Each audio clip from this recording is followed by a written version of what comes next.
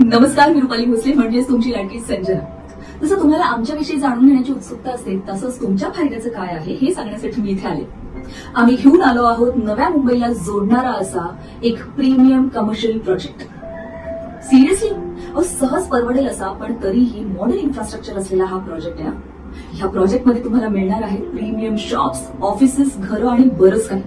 हा प्रोजेक्ट आहे Alto फिल्मचा premium project grand Uran centre.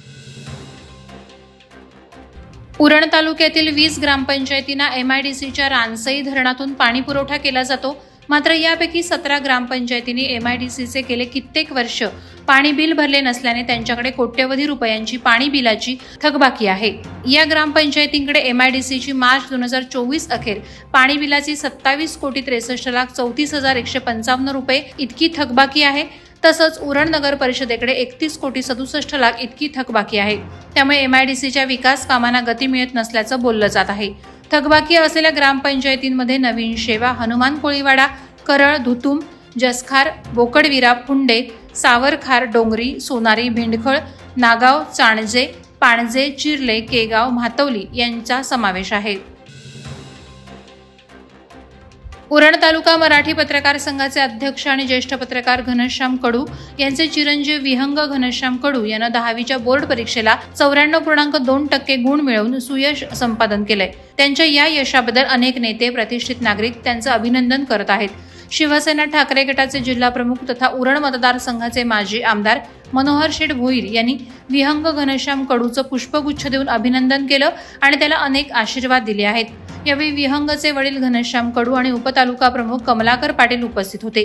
तसंच उरण उत्कर्ष समितीचे अध्यक्ष गोपाळ पाटील यांनी सौभाग्यवतींसह विहंग कडू याचं अभिनंदन करून त्याला पुढील वाटचालीसाठी शुभेच्छा दिल्या। त्याचप्रमाणे प्रतिष्ठित डॉक्टर सत्या ठाकरे यांनी देखील सहपत्नी विहंग कडूचं पुष्पगुच्छ देऊन कौतुक करत त्याला आशीर्वाद दिले आहेत। मुंबई-पुणे एक्सप्रेसवेवरील बोरघाट अपघातांचा हॉटस्पॉट बनत चाललेल्याच्या चर्चा प्रवाशांमध्ये होत आहेत। या मार्गावर पुण्याहून मुंबईकडे जाणाऱ्या एका आयशर टेम्पोनं समोरील अज्ञात वाहनाला जोरदार धडक दिली। या अपघातात टेम्पो चालक गाडीच्या केबिनमध्ये अडकून जबर जखमी झालाय। बोरघाटात खोपोली एक्झिट जवळ हा भीषण अपघात झाला। यावेळी बोरघाट वाहतूक पोलीस, IRB यंत्रणा, पेट्रोलिंग, देवदूत यंत्रणा, डेल्टा फोर्स, महाराष्ट्र सुरक्षा बलचे जवान, अपघातग्रस्तांच्या मदतीसाठी संस्था आणि लोकमान्य हॉस्पिटलची टीमने मदतकार्य केलं आणि महामार्गावरील वाहतूक सुरळीत केली। सेंट्रल ब्युरो ऑफ इन्व्हेस्टिगेशन म्हणजे CBI मध्ये हवालदार असल्याचं भासवून सातारा येथील वनविभागाच्या मालकीची जमीन देण्याचं आश्वासन देऊन कंत्राटदार आणि त्यांच्या मित्रांची 80 लाख रुपयांची फसवणूक करणाऱ्या सुनील हनुमंत धुमाळ याच्या CBD बेलापूर पोलिसांनी मुसक्या आवळल्यात।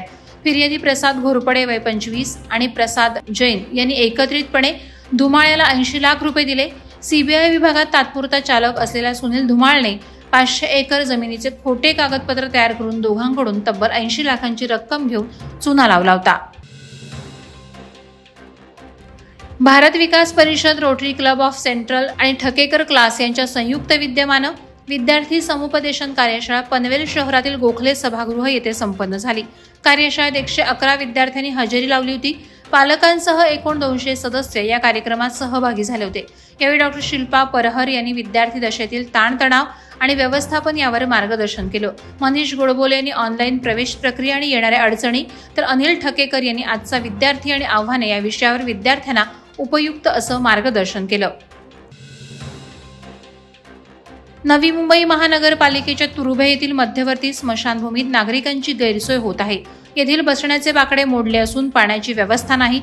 अनेक समस्यांचा सामना येथील रहिवाशांना करावा लागतोय। या स्मशानभूमीलगत असलेल्या अनेक परिसरातील मयत व्यक्तींना येथे जाळलं जात असल्याने याचा भार एकाच स्मशानभूमीवर पडत आहे। पालिकेने आणखी स्मशानभूमी उभाराव्यात अशी मागणी येथील नागरिक करत आहेत। याबाबत नवी मुंबई महानगरपालिकेकडे अनेक वेळा तक्रारी करूनही पालिका प्रशासन याकडे जाणीवपूर्वक दुर्लक्ष करत असल्याचं ग्रामस्थ सांगताहेत। वादळवारा लाईव्हसाठी न्यूज ब्युरो, रायगड। नवी मुंबई व रायगड जिल्ह्यातील ताज्या बातम्या आणि घडामोडींसाठी सबस्क्राईब करा वादळवारा लाईव्ह चॅनल आणि दाबा बेल आयकॉन।